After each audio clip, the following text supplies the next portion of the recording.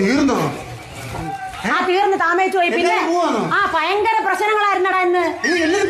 അവരെല്ലാരെയും വിടുവാ. അവരെല്ലാരും പുറത്തിറക്കം. അവര് വന്നില്ലേ ഗസ്റ്റായിട്ട്. പിന്നെ ഭയങ്കര ബഹളമായിരുന്നു. പിന്നെ അനുമോള് കരച്ചിലും വീഴ്ചിലും ഭയങ്കര ബഹളവും തൊല്ലയായിരുന്നു. പിന്നെ ടിഷ്യൂ പേപ്പറിനകത്ത് ആതിരയുടെ കയ്യിൽ മുമ്പങ്ങാണ്ട് എന്തോ എഴുതി കൊടുത്തിരുന്ന അക്ബറിന്റെ ചെളി വാരി എറിയാൻ വേണ്ടി പോകുന്ന സമയത്ത് പറയണമെന്ന് പറഞ്ഞു. അത് പറയേണ്ട കാര്യമില്ലായിരുന്നു. അനുമോളാണോ ആതിരയാണോ ശരിയെന്ന് നമുക്കറിയത്തില്ല. എന്നാ പറഞ്ഞു ഈ അനുമോൾ ഇതിനകത്ത് കിടന്ന് ഇങ്ങനെ ഉരുണ്ട് കിടന്ന് കരച്ചിലിന്റെ കാര്യമില്ല.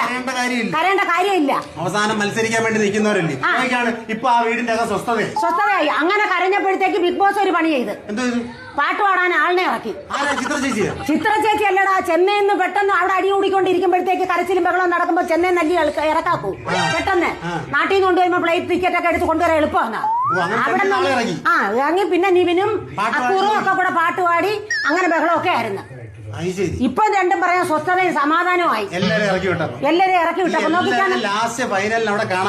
പക്ഷെ അതിനകത്ത് വഴക്കം വെക്കാനോ ഇല്ലാതെ ഒരു ശല്യം ഇല്ലാതെ നിന്ന അനീഷും ഷാനവാസും. ഒരു ശല്യത്തിന് ഈ ബഹളത്തിന്റെ ഇടയിൽ ഒന്നും ഇല്ലാതെ ഒന്നും രണ്ടും വരണ്ടെന്നത് അവര് വരണം. അല്ല അവര് വരണമെന്ന് നമ്മൾ പറഞ്ഞിട്ട് അത് എങ്ങനെ വരും അറിയത്തില്ല. 2 ദിവസം കൂടെ ഇനി ഉള്ളു.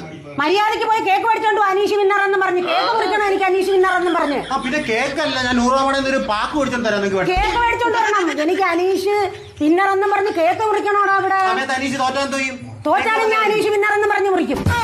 അനീഷ് വിന്നർ എന്ന് പറഞ്ഞു. അനീഷ വിന്നർ.